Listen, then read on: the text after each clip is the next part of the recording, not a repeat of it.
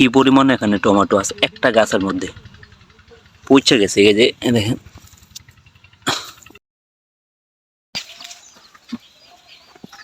আসসালামু আলাইকুম।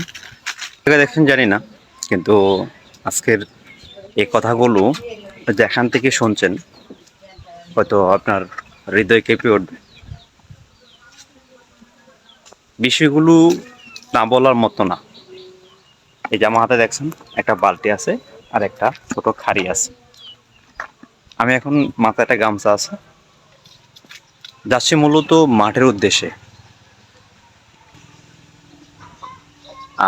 যে বিষয়গুলো বলার জন্য এখন আমি দাঁড়িয়েছি, বিষয়গুলো হলো বাংলাদেশের যে কৃষকরা একেবারে যে অবহেলিত, এই বিষয়টা ঠিক আছে।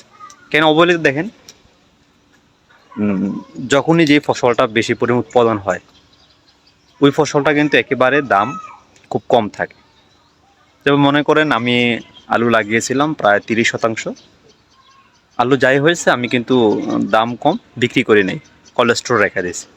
মানে এটা কিন্তু একটা নিরাপত্তা ব্যবস্থা আছে। কিন্তু বর্তমান সময়টাতে মানে বেশি চলতেছে টমেটো। তো এই টমেটোটা উৎপাদন খুব ভালো হয়েছে এবার, কিন্তু দাম কত? 2 টাকা কেজি। আবার কেউ নেয়ও না। যেমন আমি নিজে টমেটো করি নাই, কিন্তু আমাকে বাড়িতে প্রায় 25 কেজির মতো একটা ক্যারেট দিয়ে গেছে।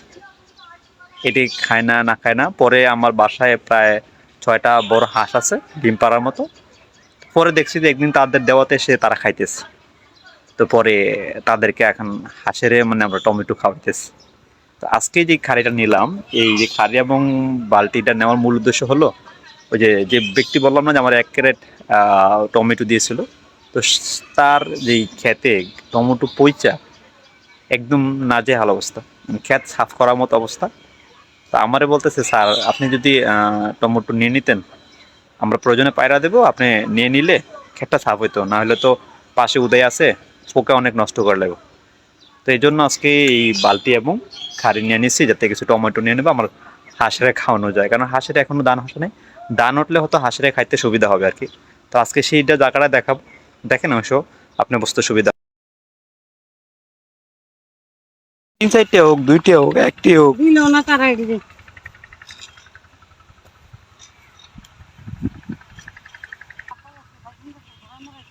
দেখেন আমি যদি এখানে একটা টমেটো গাছে দেখাই, এখানে একটা টমেটো গাছ দেখুন,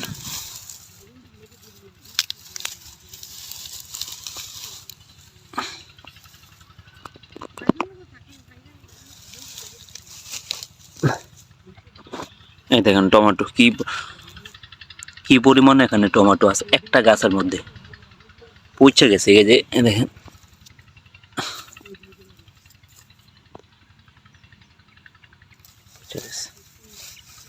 সবগুলো অংশ পচা পাইখা একদম, মনে করেন যে পুরো একদম পাইকা নষ্ট হয়ে গেছে। শুধু এটা একটা গাছ, এখানে এখানে আরেকটা গাছ দেখেন,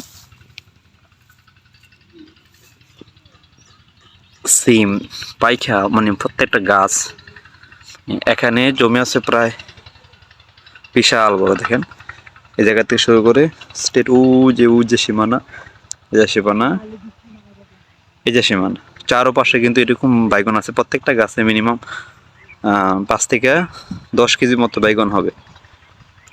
উদে খেত, তো এই জন্য ভয় পাচ্ছে যদি পোকা ধরা যায় তো উদেরই নষ্ট হয়ে যাবে। এই জন্য কিন্তু কেউ নিচ্ছে না, দেখছেন, কেউ নিতেছে না কিন্তু এগুলো। কি বলবে বলেন, কেউ মাগনাও নেয় না।